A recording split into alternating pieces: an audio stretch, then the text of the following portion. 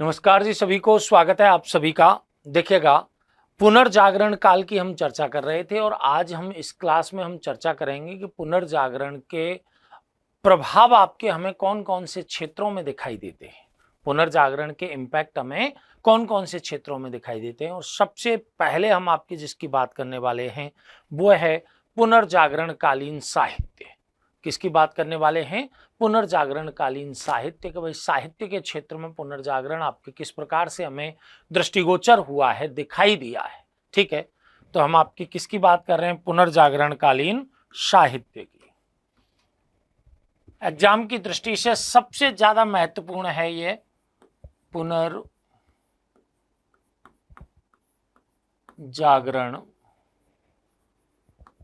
कालीन साहित्य।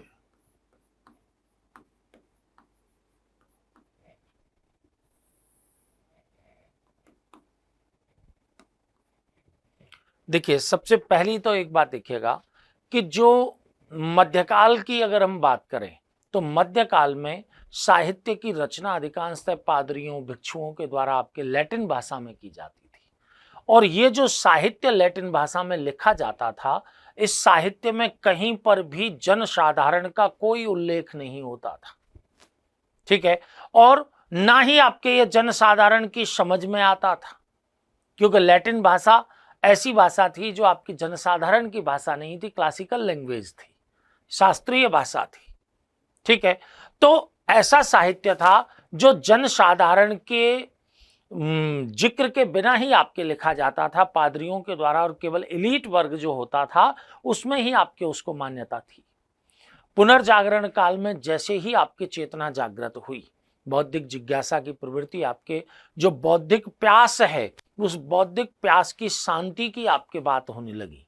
ठीक है, तो हमें इस पुनर्जागरण कालीन साहित्य की कुछ सामान्य विशेषताएं हमें देखने को मिलती हैं कि मध्यकालीन साहित्य के विपरीत इस आपके साहित्य में क्या विशेषताएं रही। ठीक है ना, जैसे अगर हम इसकी विशेषताओं की चर्चा करें हम ओवरऑल में,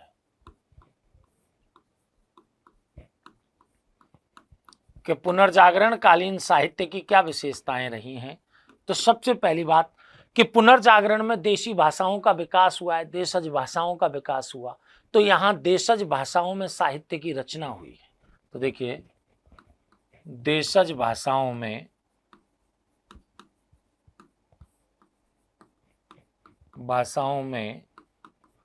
साहित्य की रचना हुई, साहित्य की रचना हुई। यानी अब आम लोगों को केंद्र में रखते हुए उन्हीं की समझ में आ सकने वाली भाषा में साहित्य की रचना की गई है। ठीक है ना, जो आम लोगों के समझ में आ जाए। जैसे आपके इटली में हम देखें तो टस्कनी भाषा में दांते के द्वारा आपकी रचना करना आरंभ कर दिया गया था, साहित्य लेखन आरंभ कर दिया गया था। ठीक है ना। दूसरी बात हम देखें कि पहले आपकी जो साहित्य की विषय वस्तु थी वो धर्म केंद्रित और धर्म नियंत्रित थी, धर्म केंद्रित और धर्म नियंत्रित थी। अब आपके साहित्य की विषय वस्तु धार्मिक विषयों के स्थान पर मानव केंद्रित हो गई, लौकिक विषय आपके लिए जाने लगे। ठीक है, तो देखिए, साहित्य की विषय वस्तु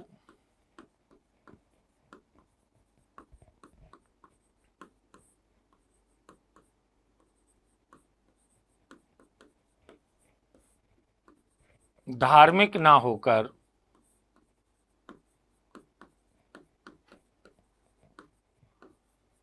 मानव केंद्रित हो गई।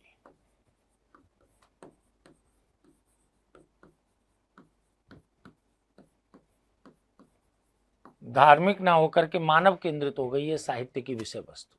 ठीक है, तीसरी बात आपके कि इस समय आलोचना प्रधान साहित्य की रचना हुई, गद्य शैली का विकास हुआ, नाट्य विधा का आपके सूत्रपात हुआ है।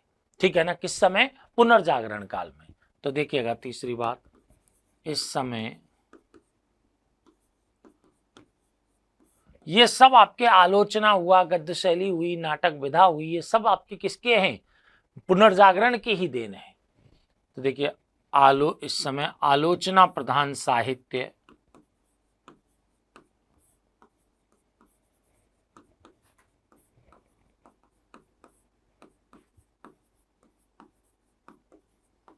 गद्य शैली का विकास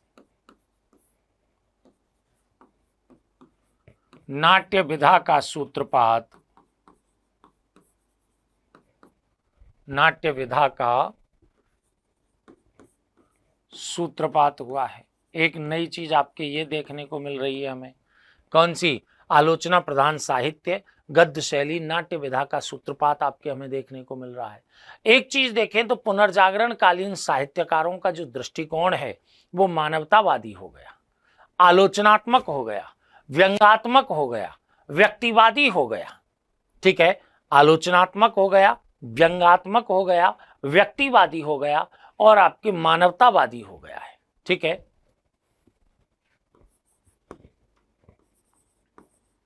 इस समय के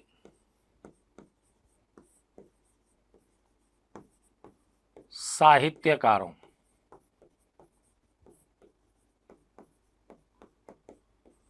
का दृष्टिकोण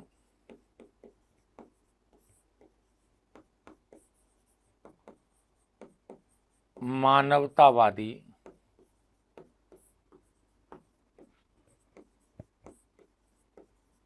व्यक्तिवादी, मानवतावादी हो गया है, व्यक्तिवादी हो गया, आलोचनावादी हो गया है, आलोचनावादी व व्यंग्यात्मक हो गया है।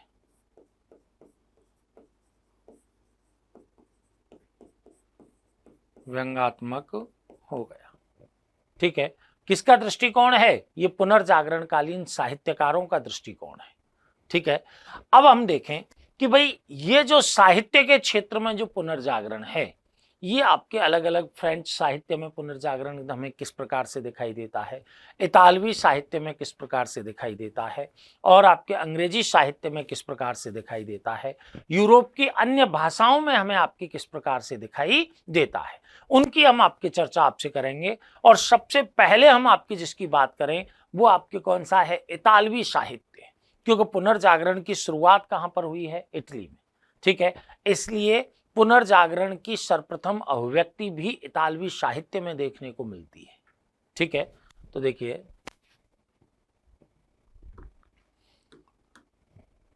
हम बात कर रहे हैं इतालवी साहित्य की।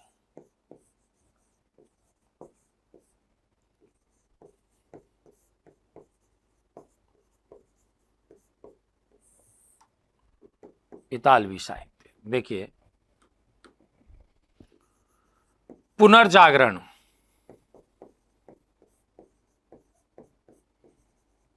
की सर्वप्रथम शुरुआत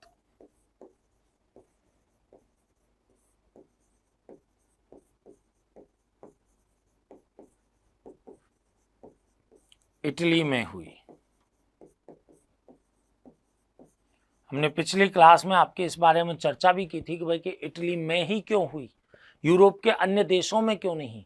ठीक है ना, इस कारण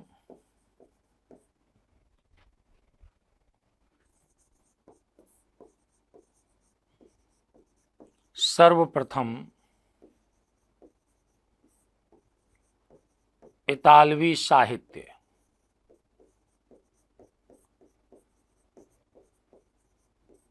में ही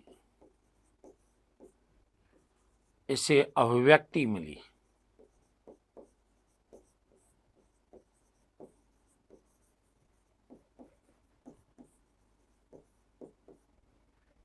सर्वप्रथम आपके देखा जाए तो इतालवी साहित्य में अभिव्यक्ति प्राप्त होती है। किसको अभिव्यक्ति मिल रही है? पुनर्जागरण को अभिव्यक्ति मिल रही है। ठीक है ना, किसको? पुनर्जागरण को। तो आप देखिए पुनर्जागरण कालीन साहित्य की चर्चा हम कर रहे हैं और हम आपके बता रहे हैं कि भाई पुनर्जागरण कालीन साहित्य में क्या क्या चीजें आपको दिखाई दे रही हैं। तो देखिए, एक तो देशज भाषाओं का विकास दिखाई दे रहा है, एक साहित्य की विषय वस्तु धार्मिक ना होकर के आपकी क्या है? मानव केंद्रित विषय वस्तु है। दृष्टिकोण कैसा है? आलोचना प्रधान साहित्य है, गद्य शैली है, नाट्य विधा है, अलग अलग विधाओं का आपके यहाँ समावेश होने लग गया है। ठीक है, साहित्यकारों का दृष्टिकोण कैसा है? मानवतावादी है, व्यक्तिवादी है, आलोचनावादी है, व्यंग्यात्मक है। सभी प्रकार के आपके जो दृष्टिकोण हैं वो यहाँ पर आपके समाहित हुए हैं। किन के अंतर्गत समाहित हैं ये? जो साहित्यकार हैं, साहित्यकारों में इनकी आपके हमें पुष्टि देखने को मिलती है। किनकी?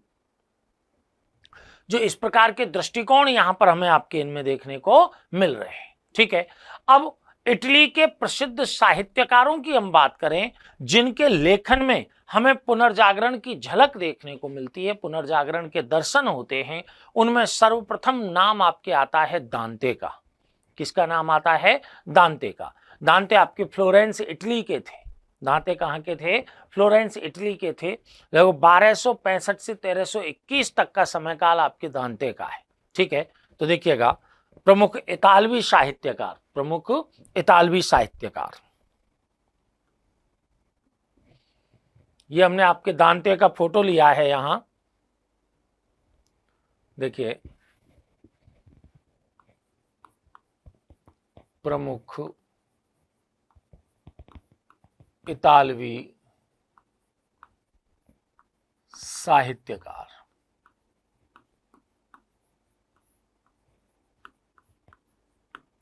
प्रमुख इतालवी साहित्यकारों में सबसे पहला नाम जो हम आपके ले रहे हैं वो किसका ले रहे हैं? दांते का नाम ले रहे हैं। किसका नाम ले रहे हैं? दांते का। ये कौन है? दांते। दांते का अगर समय काल देखा जाए तो 1265 से 1321 तक का समय है। पुनर्जागरण की शुरुआत तो हम 1350 में देख रहे हैं, लेकिन इनका समय काल 1265 से 1321 का समय है। 1265 से 1321 ईस्वी। कौन है? दांते। ठीक है, दांते हैं, हम यहां पर भी आपके इनकी बात कर रहे हैं।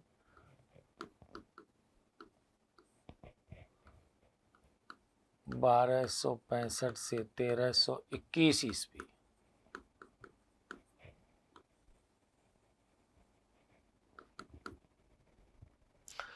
देखिए, अगर दांते की हम बात करें तो आपको यह देखना होगा कि दांते का जो जन्म हुआ है वो कहां हुआ है? फ्लोरेंस इटली के थे ये, फ्लोरेंस इटली के। व्यक्तिगत जीवन में हम नहीं जाएंगे इनके, क्योंकि हमको आपके यहाँ व्यक्तिगत जीवन से कोई मायने नहीं है हमारे लिए आपके एग्जाम के दृष्टिकोण से। ठीक है, तो दांते आपके क्या है? फ्लोरेंस इटली के निवासी थे। दांते को पुनर्जागरण के अग्रदूत के नाम से जाना जाता है। पुनर्जागरण के अग्रदूत के नाम से जाना जाता है। इन्होंने क्या किया? इनके लेखन में इन्होंने क्या किया है? अपने लेखन के द्वारा मध्य युग पर पर्दा डाल दिया। मध्य युग पर पर्दा डाल दिया और आधुनिक युग की सूचना भी अपने लेखन के माध्यम से दांते के द्वारा दे दी गई है। इसीलिए इसे मध्य युग का अंतिम और आधुनिक युग का प्रथम कवि कहा जाता है। ठीक है, किसको? दांते को। तो देखिएगा, इन्हें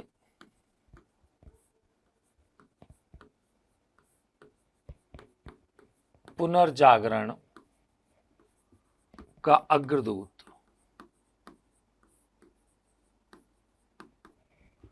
पुनर्जागरण का अग्रदूत माना जाता है।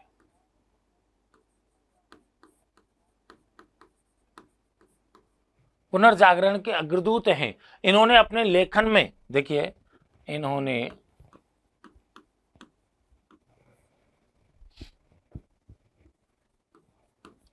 अपने लेखन में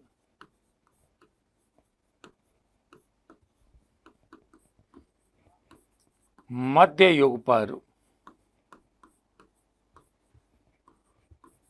पर्दा डाल दिया।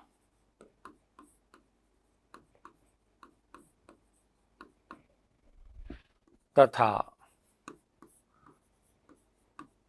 आधुनिक युग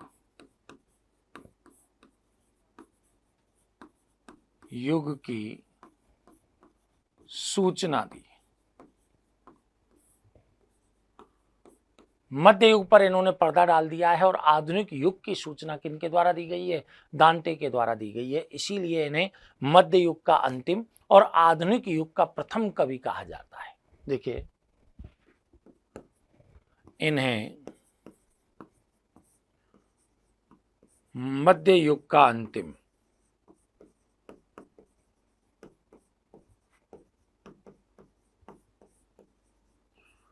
व आधुनिक युग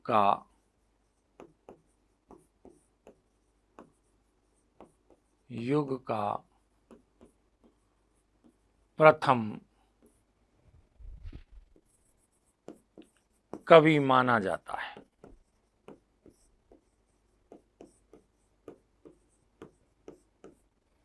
मध्य युग का अंतिम और आधुनिक युग का प्रथम कवि आपके किनको माना जाता है? दांते को माना जाता है। रीजन आपके क्या है? मैंने बताया आपके कि देखिए पुनर्जागरण की शुरुआत होने ही वाली है, ठीक है। हमने एक समय काल दिया है 14वीं सदी के मध्य का जो समय, लगभग 1350 का जो समय दिया है, उससे जस्ट पहले ही आपके कौन है? दांते, ठीक है। अब दांते ने क्या किया है अपने लेखन में, जो क्लासिकल लैंग्वेज थी कौन सी? लैटिन भाषा, उस लैटिन भाषा का प्रयोग ना करके लेखन में टस्कनी भाषा, जो कि इतालवी भाषा के नाम से जानी जाती है, का प्रयोग किया है। इसलिए इन्हें इतालवी काव्य का पिता भी कहा जाता है, इतालवी काव्य का पिता भी कहा जाता है। तो देखिएगा, इन्होंने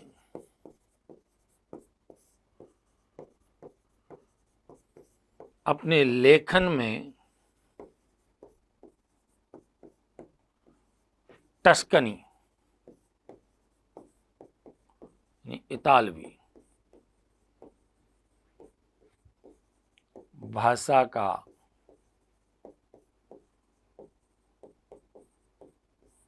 प्रयोग किया।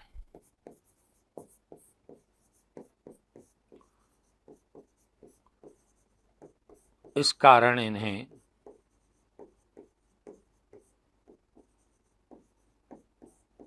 इतालवी काव्य का पिता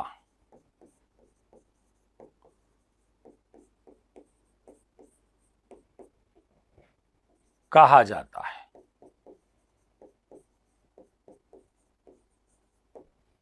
इतालवी काव्य का पिता आपके किनको कहा जाता है? दांते को कहा जाता है।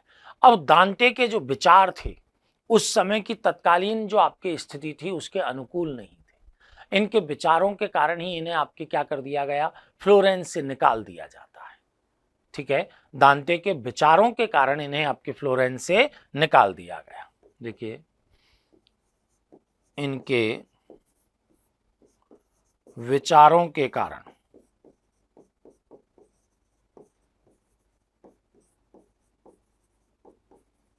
इन्हें फ्लोरेंस से निकाल दिया गया।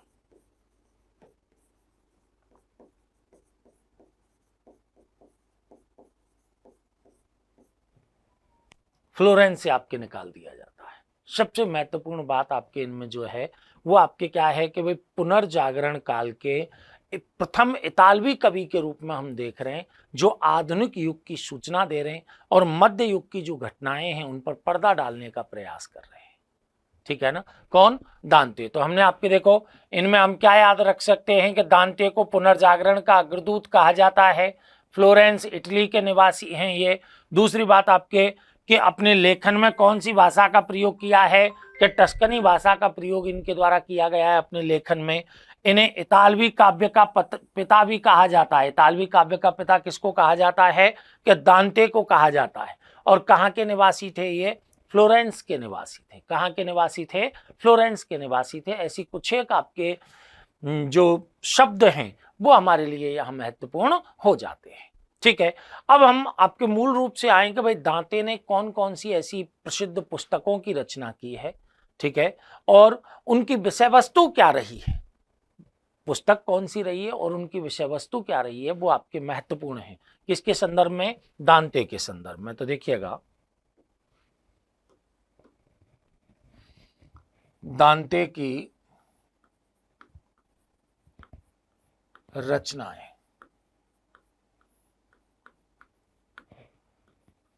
दांते की रचनाएं आपके कौन कौन सी रही हैं वो महत्वपूर्ण हो जाती हैं, क्योंकि इनकी रचनाओं में एक नाम आता है डिवाइन कॉमेडी का। किसका नाम आया है? डिवाइन कॉमेडी का। एक नाम आता है विता नोआ का और एक नाम आता है द मोनार्किया का। किसका नाम आया है? द मोनार्किया का। तो देखिए, रचनाओं में सबसे महत्वपूर्ण नाम जो इनकी सबसे महत्वपूर्ण पुस्तक है वो कौन सी है? The divine comedy. डिवाइन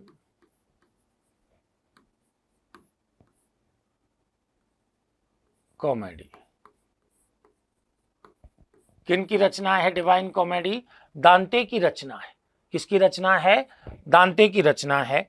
अब इसमें आपके डिवाइन कॉमेडी में भी आपको एक बात देखिएगा, द डिवाइन कॉमेडी, इसको क्या कहा जाता है? ईश्वरीय नाटक। क्या कहा जाता है? ईश्वरीय नाटक। यह इतालवी भाषा का प्रथम महाकाव्य है। इतालवी भाषा का प्रथम महाकाव्य है। और इसकी विषय वस्तु क्या है कि इसमें मृत्यु के पश्चात आत्मा की स्वर्ग और नरक की जो काल्पनिक यात्रा है, उस काल्पनिक यात्रा का वर्णन दांते के द्वारा किसमें किया गया है? डिवाइन कॉमेडी में किया गया है, ईश्वरीय नाटक के अंतर्गत किया गया है। मतलब क्या है इसका? ईश्वरीय नाटक। ईश्वरीय नाटक। देखो, इतालवी भाषा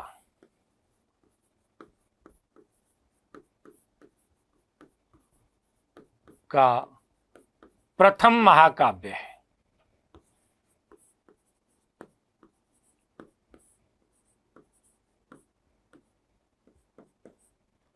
इसमें मृत्यु के पश्चात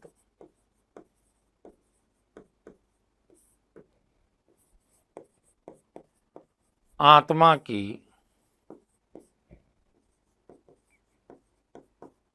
स्वर्ग व नरक की काल्पनिक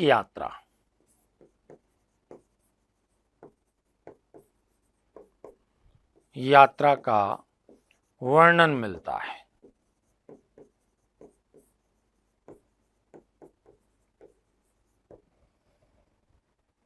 ठीक है, किसमें? डिवाइन कॉमेडी के अंतर्गत, जिसे ईश्वरीय नाटक के नाम से जान रहे हैं हम। इसमें इतालवी भाषा का आपके प्रथम महाकाव्य है, एक बात तो ये, और इसमें मृत्यु के पश्चात आत्मा की स्वर्ग व नरक की काल्पनिक यात्रा का वर्णन इसमें किया गया है। किसमें? डिवाइन कॉमेडी में। एक आपकी इनकी पुस्तक है वीता नोवा। वीता नोवा आपके मूल रूप से प्रेम गीतों का संग्रह है, जिसे नया जीवन भी आपके बोलते हैं। ठीक है, इसमें क्या है कि एक बेट्रिस नामक आपकी सुंदर महिला है, उसके सौंदर्य का वर्णन वीता नोवा के अंतर्गत किया गया है। इस महिला से दांते आपके प्यार भी करने लग जाते हैं, लेकिन बाद में इस महिला का क्या है, किसी दूसरे के साथ विवाह हो जाता है। ठीक है, तो हमारी दूसरी जो रचना है वो कौन सी है? वीता नोवा। वीता नोवा। वीता नोवा का मतलब है नया जीवन। नया जीवन। अब इसमें आपकी वीता नोवा में आपकी क्या कहा गया है? मैंने बताया अभी आपको कि इसमें प्रेम गीतों का संग्रह है और बेट्रिस नामक आपकी जो महिला है उसकी सौंदर्य का वर्णन किया गया है। ठीक है, देखिए ये क्या है? प्रेम गीतों का संग्रह।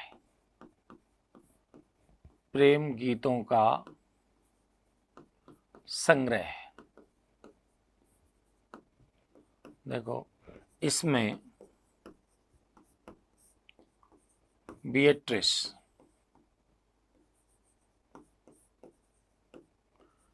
नामक महिला के सौंदर्य का वर्णन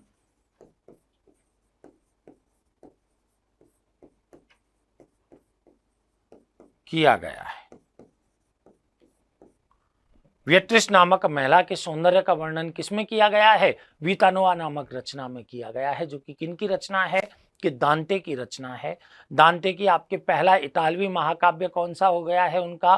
कि डिवाइन कॉमेडी हो गया, जिसे ईश्वरीय नाटक के रूप में देखा गया है। दूसरी बात आपके वीता नोवा हो गया। एक इनकी जो पुस्तक है वो है द मोनार्किया। एक कौन सी है? द मोनार्किया। प्रसिद्ध रचना है द मोनार्किया भी। द मोनार्किया।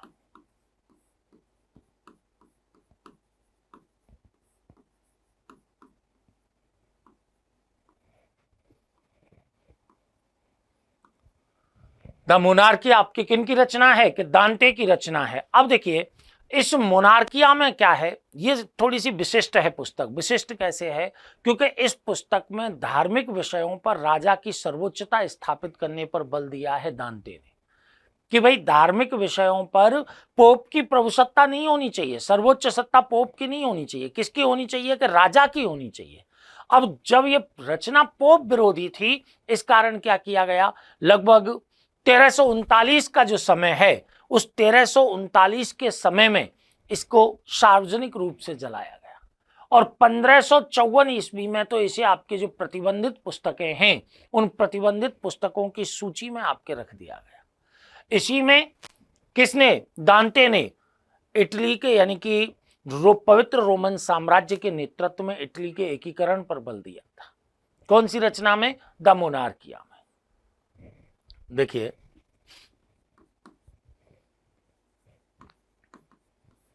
इस रचना में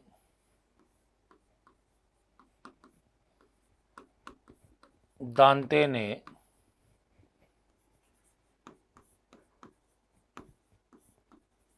धार्मिक विषयों पर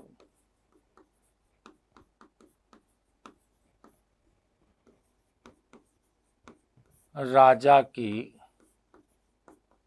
सर्वोच्चता स्थापित करने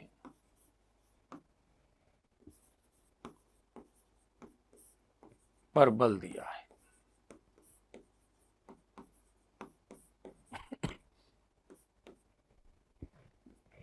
देखो, पोप विरोधी होने के कारण,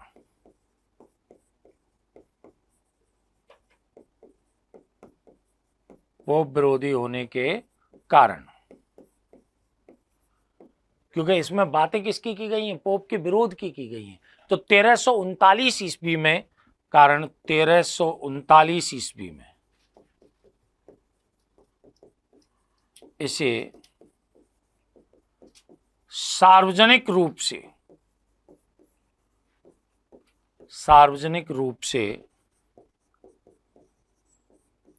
जलाया गया। सार्वजनिक रूप से जलाया गया है। किसको जलाया गया है? इस आपके द मोनार्किया को। और 1554 में तो आपके इसे देखो, 1554 ईस्वी में इसे प्रतिबंधित, 1554 ईस्वी में इसे प्रतिबंधित पुस्तकों की सूची में डाल दिया।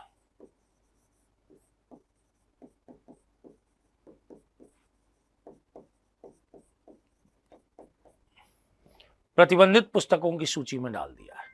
इसी पुस्तक में मैंने बताया था आपको कि क्या कर रहा है ये, कि इसी पुस्तक के अंतर्गत पवित्र रोमन साम्राज्य के नेतृत्व में इटली के एकीकरण के पक्ष में तर्क दिया है। ठीक है ना? किसमें? द मोनार्किया में। तो देखिए,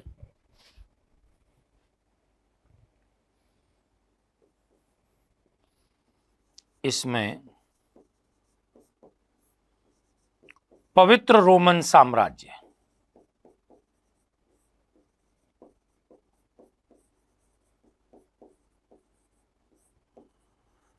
के नेतृत्व में इटली के एकीकरण, इटली के एकीकरण के पक्ष में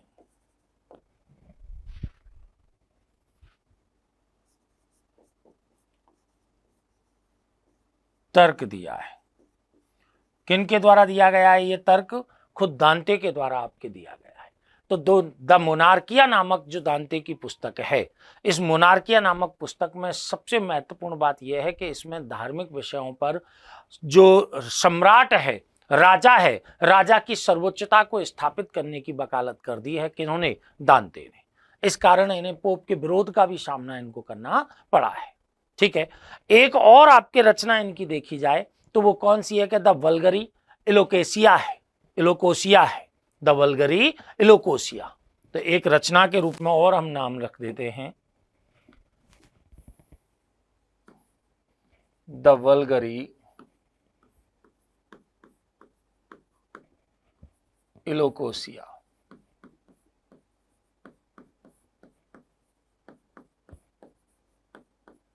वल्गरी इलोकोसिया आपकी किन की रचना है? कि दांते की रचना है। तो दांते की रचनाओं में आपकी हमने बात कही, देखो दांते के बारे में आपके हमने स्पष्ट रूप से आप लोगों को ये बताया है कि भाई कि कौन कौन सी रचना है।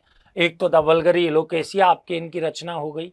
एक कौन सी है? द मोनार्किया। इसमें याद रखने की चीज कौन सी है कि धार्मिक विषयों पर राजा की सर्वोच्चता की बात कर रहा है। 1339 में से सार्वजनिक तौर पर जलाया जा रहा है, ठीक है, और 1554 में प्रतिबंधित पुस्तकों की सूची में रख दिया है, ये कोई बड़ी बात नहीं है, ठीक है। नेक्स्ट आपके हम क्या देख रहे हैं कि पवित्र रोमन साम्राज्य के नेतृत्व में इटली के एकीकरण के पक्ष में तर्क भी आपके दांते के द्वारा इसी में दिया गया है, द मोनार्किया में। एक कौन सी रचना है इनकी? विटा नोवा, जिसका अर्थ क्या है? नया जीवन। इसमें आपके क्या है? बिएट्रिस नामक महिला से आपके क्या है? उसके सौंदर्य का वर्णन है। इस महिला से प्यार भी किया करते थे कौन? दांते। लेकिन बाद में इस महिला का विवाह किसी अन्य से हो जाता है, दुखी हो जाते हैं इस कारण, ठीक है। नेक्स्ट आपके एक हमने बात किसकी कही है? डिवाइन कॉमेडी, ईश्वरीय नाटक। इतालवी भाषा के प्रथम महाकाव्य के रूप में है ये,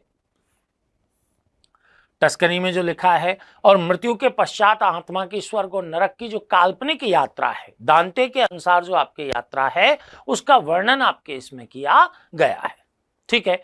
एक जो मुख्य साहित्यकार यहां पर दूसरे हैं वो आपके कौन से हैं? फ्रांसिस्को पेट्रार्क का नाम आता है, फ्रांसिस्को पेट्रार्क का नाम आता है। तो नेक्स्ट आपके हम बात करेंगे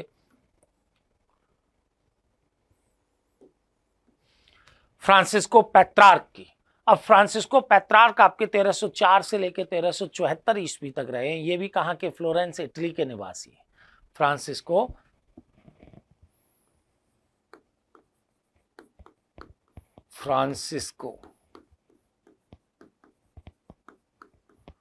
पेट्रार्क कहां के निवासी हैं? ये फ्लोरेंस के निवासी हैं, जो 1304 से 1374 ईस्वी तक रहे हैं। 1304 से 1374 ईस्वी तक रहे, फ्लोरेंस।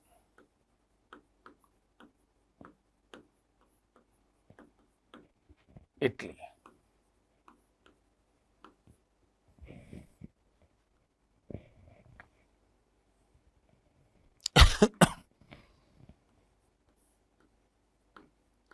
फ्लोरेंस इटली के आपके निवासी कौन हैं? पेट्रार्क है। अब देखिए पेट्रार्क की हम बात करें तो पेट्रार्क को कई नामों से जाना जाता है, कई उपमाएं आपके इन्हें दी गई हैं। जैसे प्रथम मानववादी ये हैं, मानववाद के पिता ये हैं, प्रथम आधुनिक मनुष्य ये हैं, पुनर्जागरण के पिता भी आपके कौन हैं? पेट्रार्क हैं। पुनर्जागरण के पिता भी कौन हैं? पेट्रार्क।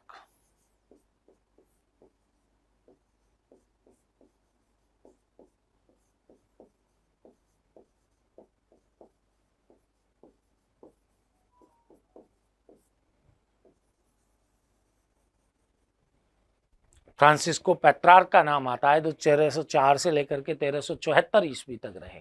देखिए मैंने आपको बताया इनके नाम हैं कि प्रथम मानववादी, प्रथम मानववादी आपके किन को माना जाता है? पेट्रार्क को माना जाता है।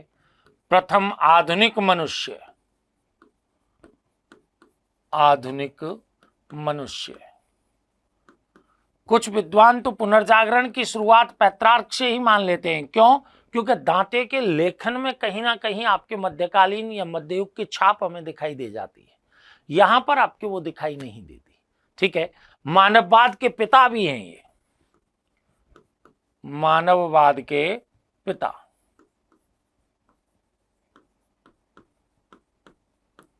इन्हें किस नाम से? पुनर्जागरण के पिता के नाम से भी जानते हैं।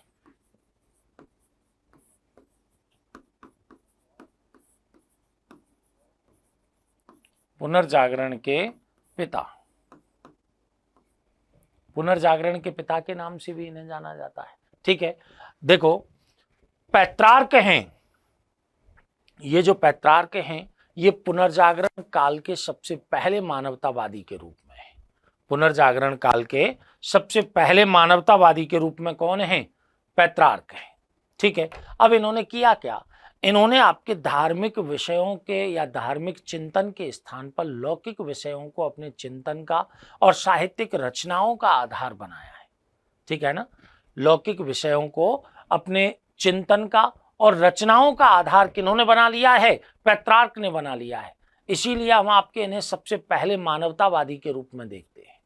ठीक है, अब देखिए इनकी विद्वता, विद्वान थे, इनकी विद्वता और कवित्व लोगों में इतना ज्यादा प्रसिद्ध था कि खुद पेरिस विश्वविद्यालय के द्वारा इन्हें अपने शिक्षार्थियों के लिए, नेपल्स के राजा के द्वारा अपनी प्रजा को शिक्षा देने के लिए इन्हें आमंत्रित किया गया। किनको आमंत्रित किया गया है? पेट्रार्क को आमंत्रित किया गया है। ठीक है, विद्वान थे, योग्य थे। साथ में आपके देखिए इन्होंने कविता के अतिरिक्त आपके और क्या कार्य किया है कि पेट्रार्क ने प्राचीन लेखक हैं जैसे होमर है, सिसरो है, लिवी है, ठीक है, इनकी रचनाओं में भी गहरी रुचि अपनी प्रकट की है कि इन्होंने पेट्रार्क ने, और प्राचीन लेखकों के साथ आपके इन्होंने पत्राचार किया है, अपना काल्पनिक पत्राचार किया है, काल्पनिक पत्राचार किया है। ठीक है, इनकी मृत्यु के बाद जो इनके काल्पनिक पत्र हैं जो इन्होंने विभिन्न प्राचीन लेखकों के साथ आपके लिखे हैं, उनके लिए आपके लिखे हैं, उनसे बातचीत की है, कल्पना में ही, खुद के ही हैं सारी चीजें। ठीक है, उनको फैमिलियर लेटर्स नाम से प्रकाशित कर दिया गया था। किस नाम से? फैमिलियर लेटर्स के नाम से। तो एक तो इनकी रचना आपके कौन सी हो गई? फैमिलियर लेटर्स हो गई, जिसमें प्राचीन लेखकों के साथ जो काल्पनिक पत्राचार है इनका, उसको आपके प्रस्तुत किया गया है इनकी मृत्यु के पश्चात। एक इन्होंने आपके लिखा sonnets to Laura, sonnets to Laura, एक सोनेट्स नाम की आपके 14 पंक्तियों की कविता की एक विशेष शैली है। उस आपकी विशेष शैली के जनक भी कौन है? पेट्रार्क है। ठीक है ना, अब उसी को लेकर के इन्होंने सोनेट्स टू लौरा की रचना आपके टस्कनी भाषा में की थी, इतालवी भाषा में की थी। अब उस भाषा को लेकर के देखिए इसमें किया क्या इन्होंने, मैंने बताया मानवतावादी हैं, मानव केंद्रित बात कर रहे हैं। ठीक है, इनसे पहले आपके किसी ने भी क्या किया? मध्यकाल की परंपरा से हट करके लिखने का प्रयास नहीं किया था। हालांकि दांते में वो प्रयास हमें दिखाई दे रहा है, ठीक है ना, लेकिन इन्होंने क्या किया कि अपनी कविताओं को, पेट्रार्क ने आपके क्या किया है, अपनी कविताओं को, अपनी प्रेमिका थी इनकी लौरा, उस लौरा को संबोधित करते हुए प्रेम गीत के रूप में लिखा है। किसके रूप में लिखा? प्रेम गीत के रूप में आपके इन्होंने अपनी कविताओं को लिखा है। ठीक है, और उन प्रेम गीतों में आपके क्या कहा कि भाई लौरा की बाह कैसी है, लौरा के पैर कैसे हैं, लौरा का चेहरा कैसा है, लौरा का वक्षस्थल कैसा है, इन सभी चीजों का आपके बड़ा रोचकता के साथ वर्णन किसके द्वारा किया गया है? खुद पेट्रार्क के द्वारा किया गया है। ठीक है, मध्यकालीन युग के पश्चात आपके ये सबसे बड़ी घटना थी कि किसी लेखक के द्वारा ऐसा कदम उठाया गया, वरना पहले जो विषय वस्तु होती थी साहित्य की वो धर्म केंद्रित और धर्म नियंत्रित ही होती थी। अब इसने धर्म को छोड़ करके लौकिक जीवन को अपना आधार बना लिया, मानव को अपना आधार बना लिया, मानव को केंद्र में रखा, मानव की खुशी को केंद्र में रखा। ठीक है ना, किन्होंने? पेट्रार्क के द्वारा। ठीक है, इसके अतिरिक्त एक और आपकी इनकी रचना है जिसको हम लाइफ जॉन इलस्ट्रीशियस मैन के नाम से जानते हैं, लाइफ जॉन इलस्ट्रीशियस मैन के नाम से जानते हैं। ठीक है, इन पेट्रार्क के शिष्य हुए ना बोकासियो, बोकासियो भी आपके एक महत्वपूर्ण पर्सनालिटी के रूप में हमें यहाँ देखने को मिलते हैं। ठीक है, तो हम किसकी चर्चा कर रहे हैं अभी आपसे? पेट्रार्क की चर्चा कर रहे हैं, भाई पेट्रार्क के द्वारा क्या किया गया है। ठीक है, तो हमने बताया कि भाई कि ये प्रथम मानववादी हैं, ये प्रथम आधुनिक मनुष्य हैं, मानववाद के पिता हैं, पुनर्जागरण के पिता हैं, और मैंने बताया कि पुनर्जागरण काल के प्रथम मानवतावादी होने के कारण इन्होंने क्या किया है, देखो इनके द्वारा अपनी रचनाओं की विषय वस्तु में परिवर्तन किया है। ठीक है ना, इन्होंने आपके धार्मिक चिंतन के स्थान पर मैंने बताया लौकिक विषयों को अपने साहित्यिक चिंतन और रचनाओं का आधार बना लिया है। ठीक है, देखो इन्होंने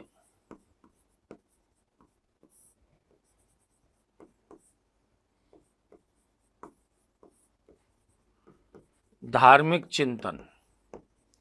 पहले आपके धर्म नियंत्रित ही होता था सब कुछ, ठीक है ना। धार्मिक चिंतन के स्थान पर देखिए, चिंतन के स्थान पर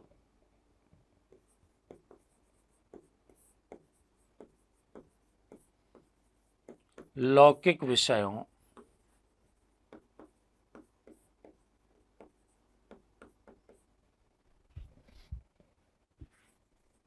को अपने साहित्यिक चिंतन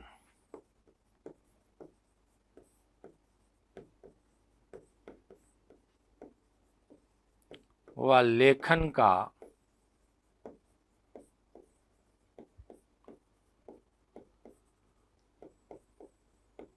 आधार बना लिया। किन्होंने बना लिया है? खुद पेट्रार्क के द्वारा अपने लेखन का आधार मानव केंद्रित कर दिया है, ठीक है। मैंने बताया कि अपनी विद्वता के कारण लोगों में इतने ज्यादा प्रसिद्ध हो गए थे कि पेरिस विश्वविद्यालय ने अपने शिक्षार्थियों के लिए और नेपल्स के राजा ने अपनी प्रजा को शिक्षा देने के लिए इन्हें आमंत्रित किया था। देखिएगा, अपनी विद्वता के कारण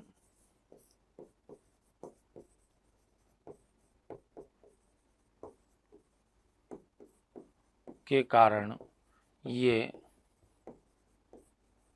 जनता में इतने लोकप्रिय थे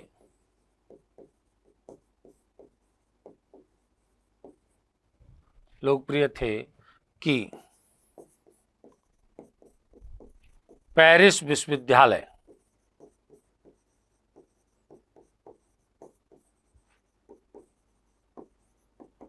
ने अपने शिक्षार्थियों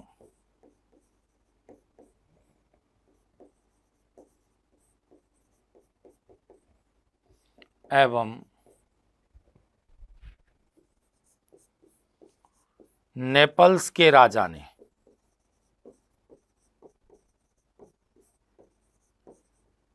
अपनी प्रजा को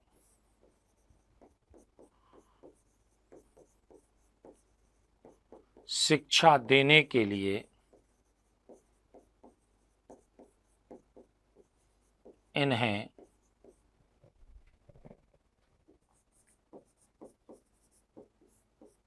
आमंत्रित किया।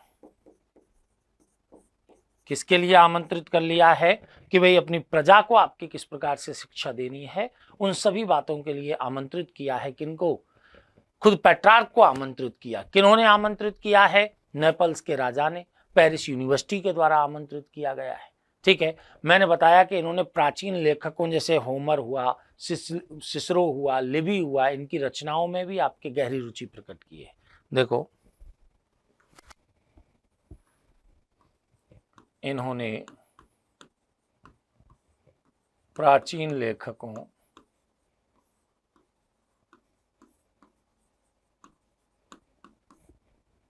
जैसे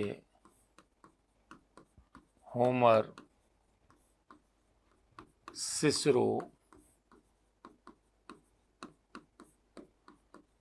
लिवी की रचनाओं में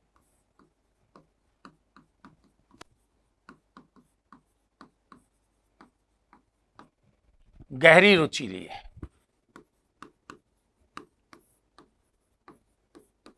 गहरी रुचि ली है आपकी किसमें रुचि ली है? ये कि किस प्रकार से होमर, सिसरो, लिवी के आपके इन्होंने विषय वस्तु को लेकर के आपके इनमें रुचि प्रकट की है इन्होंने, ठीक है। इन्होंने प्राचीन लेखकों के साथ काल्पनिक पत्राचार भी किया है। देखो, इन्होंने प्राचीन लेखकों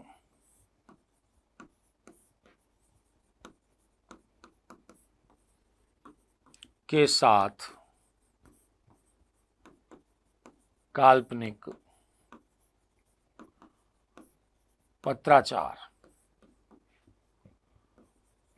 पत्राचार भी किया, जो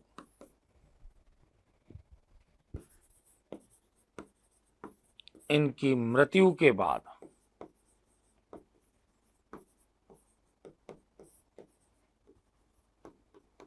फैमिलियर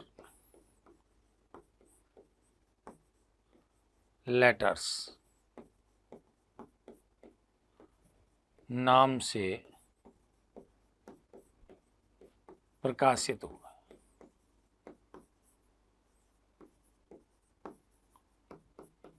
किस नाम से? आपके फैमिलियर लेटर्स नाम से प्रकाशित हुए हैं।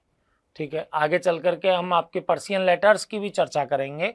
यहां पर हम किसकी बात कर रहे हैं? फैमिलियर लेटर्स की बात कर रहे हैं। ठीक है, इनकी रचनाओं में आपके देखें तो देखिए, एक तो इनकी ये रचना है ही, रचनाएं किन की रचनाएं हैं? कि भाई पेट्रार्क की रचनाएं।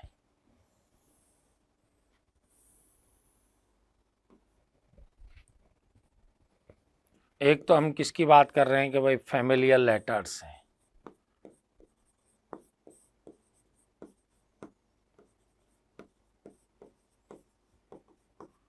फैमिलियर लेटर्स किनकी? पेट्रार्क की रचनाओं में आ गया। हालांकि ये काल्पनिक पत्र हैं जो इसने प्राचीन लेखकों के साथ जो किए हैं उनको आपके इस नाम से प्रकाशित कर दिया गया है।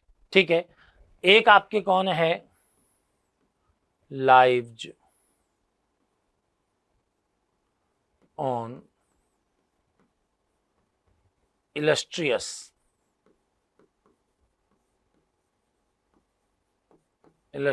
मैन। ये भी किनकी? पेट्रार्क की रचना है। ठीक है, लाइव जॉन इलस्ट्रियस मैन नाम की रचना है। लेकिन जो सबसे महत्वपूर्ण है, ठीक है, इस लाइव जॉन इलस्ट्रियस मैन में देखा जाए तो रोमन इतिहास के 31 प्रमुख व्यक्तियों की जीवनी पर आधारित है। देखो, रोमन इतिहास के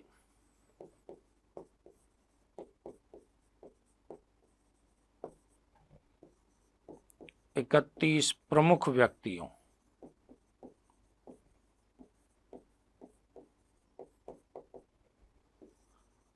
की जीवनी पर आधारित।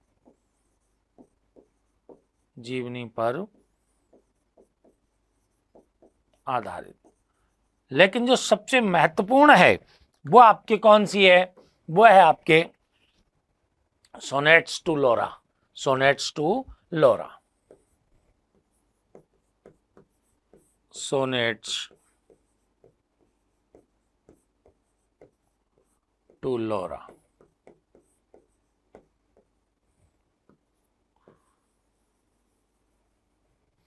ये सबसे महत्वपूर्ण है। हालांकि फैमिलियर लेटर्स भी आपके इनकी महत्वपूर्ण है एग्जाम की दृष्टि से, लेकिन सोनेट्स टू लोरा भी आपके यहाँ विषय वस्तु के रूप में भी फेमस है। तो ये कौन सी भाषा में है? कि टस्कनी भाषा में है, अर्थात इतालवी भाषा में है, टस्कनी भाषा में है। और मैंने बताया आपके इसमें कि इसमें दिया क्या है कि इसने अपनी प्रेमिका लौरा को संबोधित करते हुए प्रेम गीत लिखे। ठीक है, देखिए इसमें अपनी प्रेमिका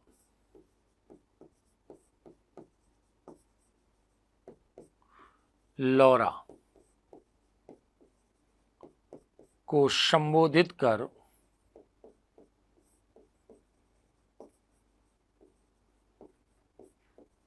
प्रेम गीत लिखे। प्रेम गीत लिखे, प्रेम गीत लिखे जिनमें मध्यकालीन परंपरा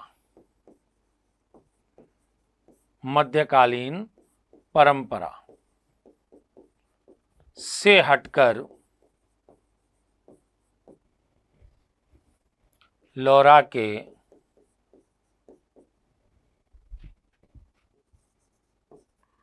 चेहरे,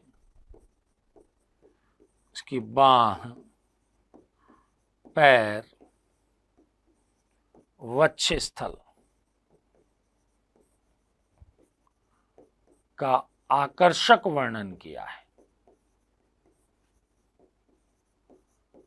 आकर्षक वर्णन किया है। ठीक है, किसने वर्णन किया है?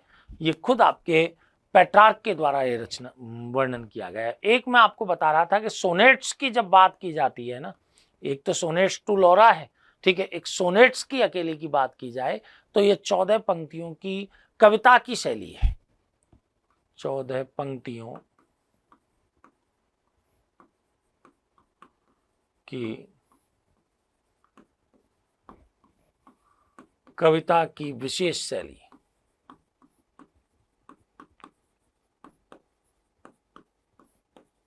चौदह पंक्तियों की कविता की एक विशेष शैली आपके कौन सी है?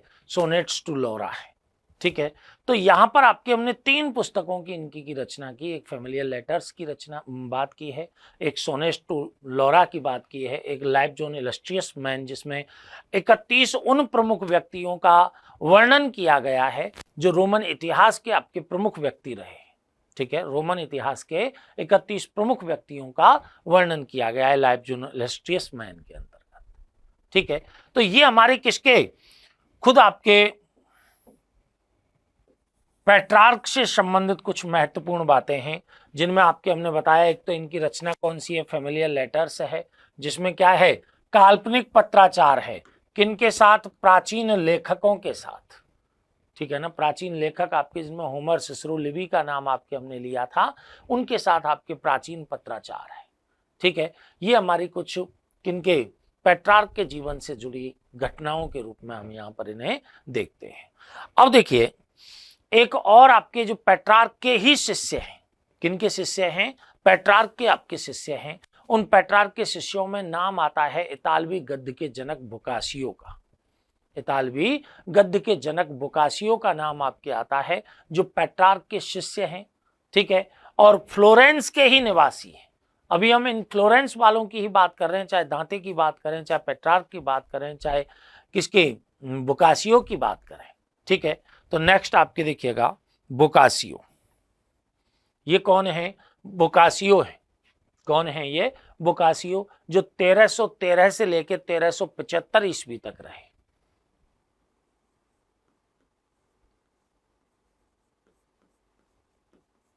बोकासियो 1313 से लेकर 1375 ईस्वी तक बोकासियो का समय काल है। किनका समय काल है? बोकासियो का समय काल है। मैंने बताया आपके कि बोकासियो को हम किस नाम से भी जानते हैं कि भाई इतालवी गद्य के जनक के रूप में इन्हें जानते हैं। ठीक है, साथ में आपके हम क्या कहते हैं कि भाई फ्लोरेंस के निवासी और पेट्रार्क के शिष्य के रूप में भी, फ्लोरेंस के निवासी और पेट्रार्क के शिष्य के रूप में भी किसका नाम आता है? बोकासियो का ही नाम आपके मुख्य रूप से लिया जाता है। ठीक है, तो हम यहां पर आपकी किसकी बात कर रहे हैं? बोकासियो की। तो देखिएगा, बोकासियो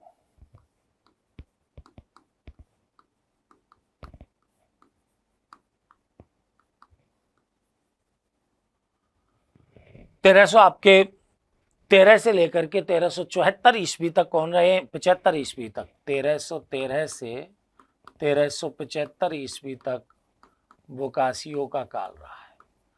ये आपके फ्लोरेंस के निवासी हैं। फ्लोरेंस के निवासी, फ्लोरेंस के निवासी के रूप में ही है। इटली में आपके मैंने बताया पेट्रार्क के शिष्य के रूप में भी ख्याति प्राप्त है इन्हें। किसके में? पेट्रार्क के शिष्य के रूप में। पेट्रार्क के शिष्य हैं, के शिष्य। और हमने आपके क्या बताया कि इतालवी गद्य के जनक, इतालवी गद्य के जनक।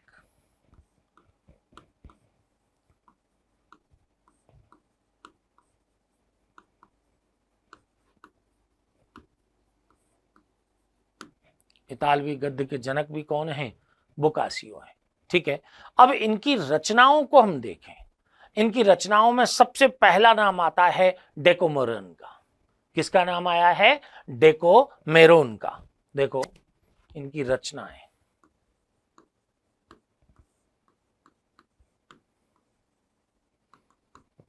पहली रचना आपके हमने कौन सी बताई? डेकोमेरोन।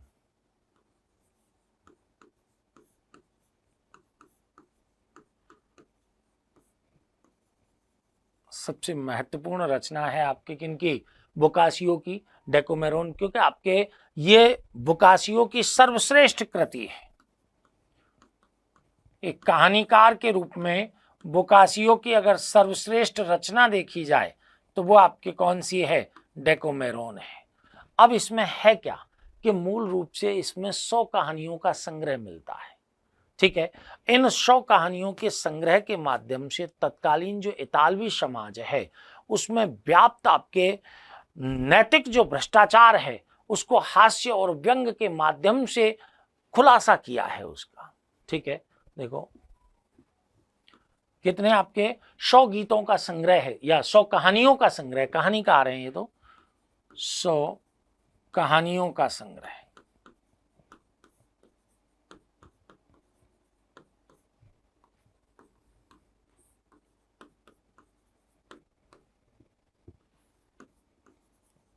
इसमें हास्य और व्यंग के माध्यम से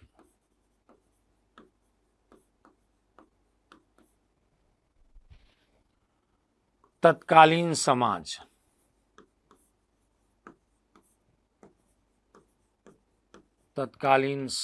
के नैतिक भ्रष्टाचार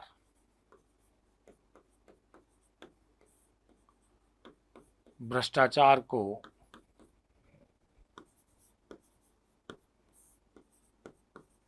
उजागर किया है।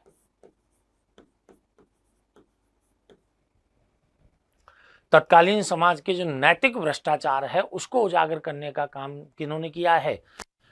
खुद बोकासियो के द्वारा किया गया है। लेकिन जो एग्जाम ओरिएंटेड जो सबसे महत्वपूर्ण प्रश्न है कि इसमें यूरोप में आपके 1348 ईस्वी में जो भयंकर एक ब्लैक डेथ नामक बीमारी फैली थी, ठीक है, उसका वर्णन है इसमें। ठीक है, देखो 1348 ईस्वी में यूरोप में फैली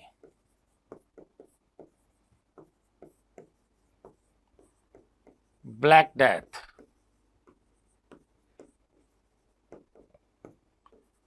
नामक बीमारी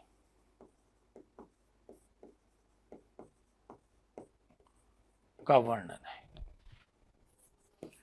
ये वर्णन भी हमें आपकी किसमें प्राप्त हो रहा है? डेकोमेरोन के अंतर्गत ही प्राप्त हो रहा है। तो बोकासियो की सर्वश्रेष्ठ कृति के रूप में अगर देखा जाए तो हम डेकोमेरोन का नाम यहां पर देते हैं। एक आपके क्या है, एक पुस्तक है इनकी genealogy of the gods, genealogy of the gods अर्थात देवताओं की वंशावली। ठीक है, देखो दूसरी पुस्तक इनकी देखी जाए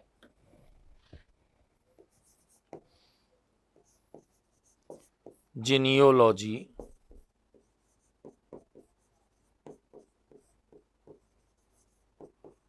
ऑफ द गॉड्स, देवताओं की वंशावली, देवताओं की वंशावली। नाम ही याद रखने की आवश्यकता है, जीनियोलॉजी ऑफ द गॉड्स। ठीक है, क्योंकि इसमें आपके क्या है, प्रोमेथ्यूस हैं। प्रोमेथ्यूस के मिथक की पुनर्व्याख्या करने का प्रयास किनके द्वारा किया गया है? खुद आपके बोकासियो के द्वारा किया गया है। एक इनकी मनोवैज्ञानिक उपन्यास की पूर्वगामी के रूप में देखा जाए तो एक रचना है फियामेटा। कौन सी है इनकी एक तीसरी रचना? फियामेटा।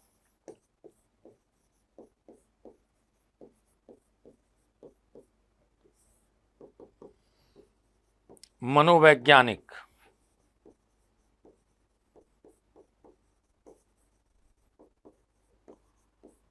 उपन्यास की पूर्ववर्ती, सबसे पहले आगे पूर्वगामी या पूर्ववर्ती कृति किसको कहा जाता है? फियामेटा को आपके कहा जाता है। तो ये हम आपके पेट्रार्क के शिष्य के रूप में अगर किन की बात करें, हम बोकासियो की बात करें तो इनकी पुस्तकों में एक तो जीनियोलॉजी ऑफ द गॉड्स अर्थात देवताओं की वंशावली, एक कौन सी है? फियामेटा, इनके नाम ही याद रखने, एक कौन सी है? डेकोमेरोन है। इसमें इसको आपके जो ब्लैक डेथ बीमारी है इसको याद रखना आवश्यक है, इसको पूछा जाता है। हालांकि ये आपकी 100 कहानियों के संग्रह के रूप में यहाँ पर है, जिसमें जो इतालवी समाज है उस इतालवी समाज के नैतिक भ्रष्टाचार को प्रस्तुत करने का प्रयास बोकासियो के द्वारा किया गया है। नैतिक भ्रष्टाचार को या लोगों के समक्ष रखने का कार्य बोकासियो ने किया है। ठीक है, एक आपके इतालवी लेखक के रूप में हम नाम देखें तो आता है लियोनार्दो ब्रूनी का। लियोनार्दो ब्रूनी का नाम आता है, जो कि आपके पुनर्जागरण काल का जो दौर है, ठीक है, उसी में आपके हुए हैं। 1370 से 1444 के मध्य आपके इनका नाम आता है, लियोनार्दो ब्रूनी का। ठीक है, तो नेक्स्ट आपके देखिएगा,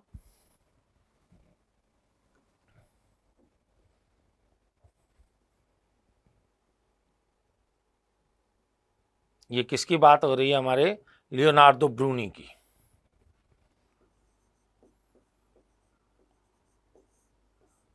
ब्रूनी जो कि पुनर्जागरण काल के दौरान हुए हैं, पुनर्जागरण काल के दौरान 1370 से 1444 तक।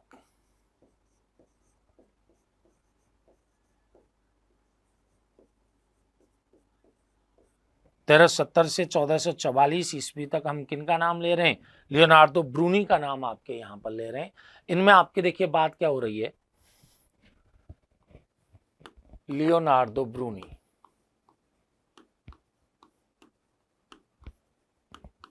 नार्दो ब्रूनी,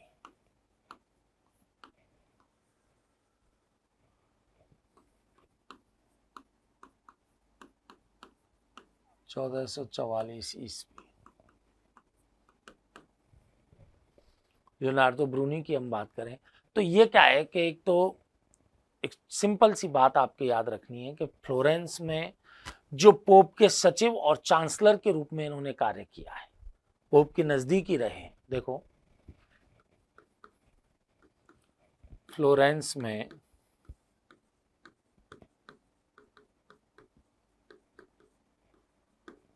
पोप के सचिव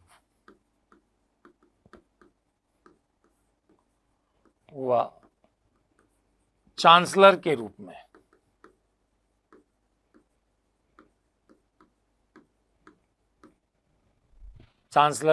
में रहे। इनकी अगर बुक देखी जाए, ज्यादा डिटेल में आपके जानकारी की आवश्यकता नहीं है, किनकी? लियोनार्दो ब्रूनी की। हालांकि इंटरनेट पूरा भरा पड़ा है आपके इन इतिहासकारों, इन आपके साहित्यकारों से, ठीक है ना। इनकी बुक में नाम आता है एक panegyric on Florence, panegyric on Florence, पैनेजिरिक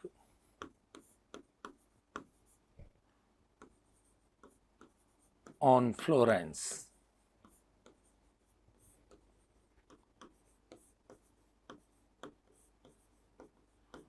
Florence की प्रशस्ति।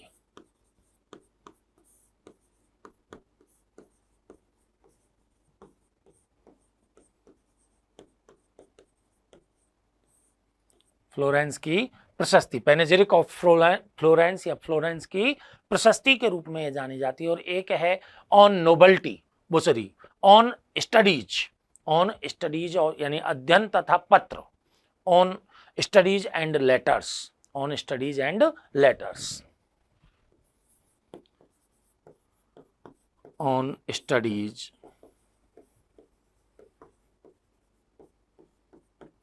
And letters.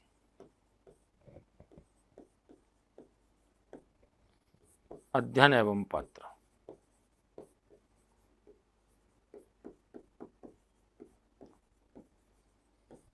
किसकी रचनाएं हैं? ब्रूनो की रचनाएं, ब्रूनो या ब्रूनी की रचनाओं के रूप में है। तो आपके देखिए फ्लोरेंस की प्रशस्ति, ऑन स्टडीज एंड लेटर्स अर्थात अध्ययन और पत्र नाम की जो रचनाएं हैं वो ब्रूनी के द्वारा आपके यहाँ पर लिखी गई हैं।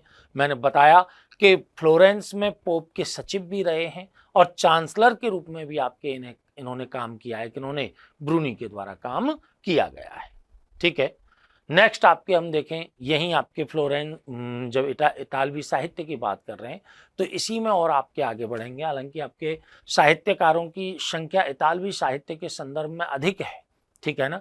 तो यहाँ पर हम बात करेंगे पोजियो ब्राचियोलिनी की, पोजियो ब्राचियोलिनी की आपके बात हम आपसे करेंगे। देखिए,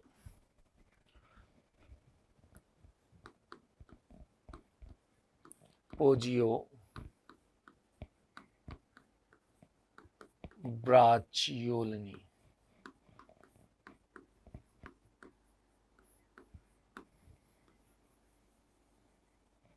इटली के ही हैं आपके। 1381 से लेकर के 1459 ईस्वी तक इनका 1381 से 1459 ईस्वी तक का कालक्रम इनका रहा है, किनका, पोजियो ब्रोचलोनी का।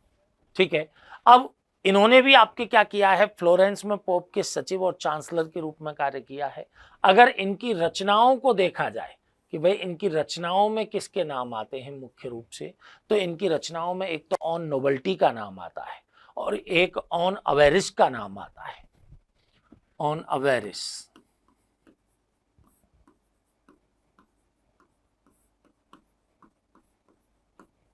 अर्थात लालच, और ऑन नोबल्टी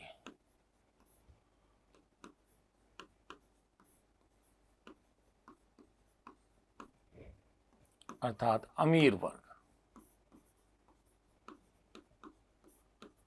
ऑन नोबल्टी और ऑन अवेरिस का नाम किनकी रचनाओं में आता है, पोजियो ब्राचियोलिनी की रचनाओं में आता है।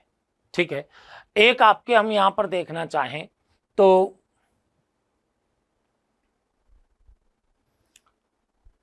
बिल्कुल असिस्टेंट प्रोफेसर वाला बैच है अवधेश जी, ये असिस्टेंट प्रोफेसर, स्कूल व्याख्याता, नेट, आपके कहीं पर भी आपके जहां पर भी काम है ये आए। ठीक है ना, मैं अभी बात करूंगा क्लास के बाद आपसे। ठीक है, देखिए कोई भी समस्या आपके यहाँ पर हो तो आप लोग आपके तुरंत ही कमेंट के माध्यम से आप लोग यहाँ पर मेरे को सूचित करें, जिससे आपके मैं सही तरीके से और आप लोगों का इनका प्रस्तुतिकरण कर सकूं। ठीक है ना, यहाँ क्या है कि इन 2-3 स्टूडेंटों के चक्कर में आपके मैं ये भी समझ लेता हूँ कभी कभी कि भाई आप लोगों की भी आपके समझ में आ गया होगा। ठीक है ना, तो अब नेक्स्ट आपके हम क्लास लेंगे, उसमें कुछ एक आपके और साहित्यकारों की चर्चा आप लोगों से करेंगे कि भाई कि कौन कौन से जो साहित्यकार हैं, कौन कौन से साहित्यकार हैं जिन्होंने इतालवी साहित्य को एनरिच करने में और योगदान दिया है, जिनमें सबसे महत्वपूर्ण तो एक अभी मैकियावेली का नाम बचा हुआ है। ठीक है, उसके बाद फ्रेंच साहित्य, अंग्रेजी साहित्य की चर्चा आपसे करेंगे। धन्यवाद।